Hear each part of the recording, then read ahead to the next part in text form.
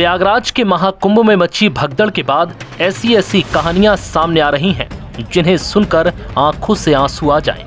इस भगदड़ ने कुछ लोगों को ऐसा जख्म दिया जो शायद जिंदगी भर ना भर पाए। अपनों को खोने बिछड़ने के वो लम्हे कुछ ऐसे हैं कि जिन्हें याद करके पीड़ितों की रूह कांप जाती है और शायद वो दोबारा कभी कुंभ आने की भी ना सोचें। आप लोगों को पता होना चाहिए, आप सभी लोगों को रिकॉर्डिंग हो रही है। आप सभी को पता होना चाहिए, आप सभी लोगों को रिकॉर्डिंग हो रही है। भगदड़ के बाद अपने माता पिता, भाई बहन, पति पत्नी और बच्चों को खोने के बाद पीड़ितों ने ऐसी दास्तां बयां की जिसे सुनकर यकीन करना मुश्किल हो जाता है। भगदड़ के शुरुआत से और बाद तक चीखते चिल्लाते और लाशों के बीच अपनों को तलाशते लोगों की तस्वीरें आंखों से देखी नहीं जा रही थी। कुछ ऐसी ही एक कहानी सामने आई मध्य प्रदेश के सतना जिले के बुजुर्ग दंपत्ति की।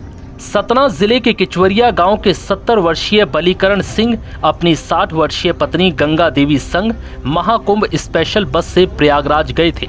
इरादा तो इस उम्र में भगवान के प्रति पूजा पाठ और आस्था की डुबकी लगाने का था, लेकिन किसे पता था कि यहाँ कुछ और ही हो जाएगा।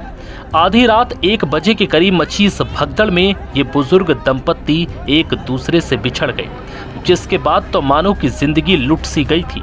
महाकुंभ में भगदड़ के बाद पैरों से कुचले जाने, मौत और घायल होने की खबरों ने तो जैसे बुजुर्ग दंपतियों को तोड़ ही दिया था। दोनों एक दूसरे को लेकर इसी डर में थे कि कहीं कोई हादसे का शिकार ना हो गया हो।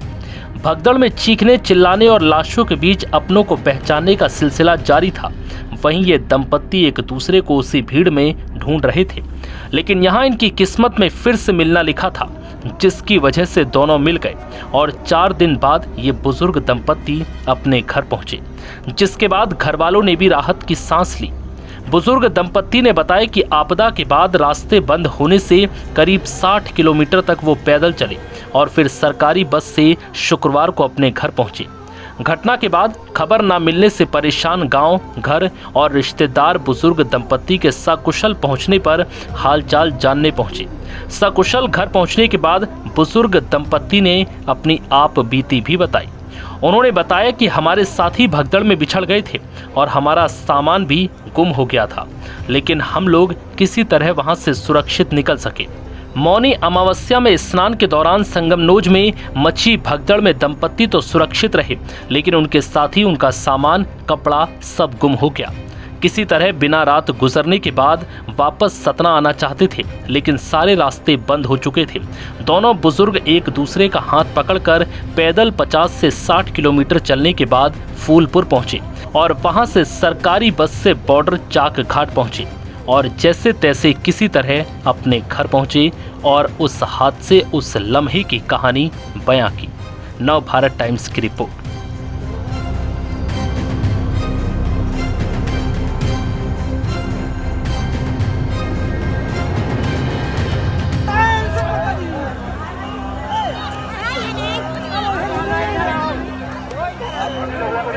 आप लोगों को पता होना चाहिए, आप लोगों को पता होना चाहिए, आप सभी लोगों को रिकॉर्डिंग हो रही है। आप सभी को पता होना चाहिए, आप सभी लोगों को रिकॉर्डिंग हो रही है।